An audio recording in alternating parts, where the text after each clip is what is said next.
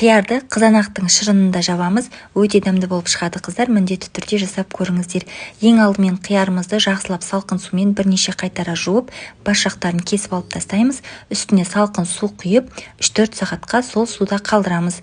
Сол аралықта қызанақтарымызды да жақсылап жуып, кішкентай бөліктерге бөліп, ет тартқыштың көмегімен өткізіп аламыз. Одан кейін ыңғайлы ыдысымызға құйып, газдың баяу отында шамамен 15-20 минут көлемінде сақырлатып қайнатып аламыз.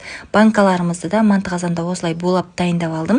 Дайын болған банкалардың ішіне ең алдымен хрен жапырағын, зонтик укроп, одан кейін чеснок, болгар бұрышын саламыз, және де жаңағы қиярымызды нығыздап салып шығамыз. Лабыр жапырағын салып, сақырлап қайнап тұрған су құйып, қақпағын жауып 20 минутқа қалдырамыз.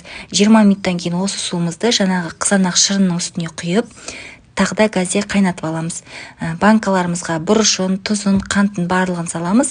Мен банка атылып кетпес үшін әр банкының ішіне аспириннің жарты бөлігін салып шығамын.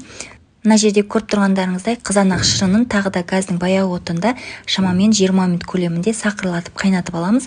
Қайнаған бойда жаңағы банкаларымыздың ішіне құйып шығамыз. Мына жерде мен 70% уксустан 1-2 тамшы қосып жатырмын. Барлығын қосып құйып болғаннан соң арнайы банка жабатын құрылғымен қақпақтарын жауып тастаймыз. Жылы жерге 2 тәулікке қалдырамыз. Одан кейін қысқа дейін сақтай берсеңіздер болады. Ас болсын.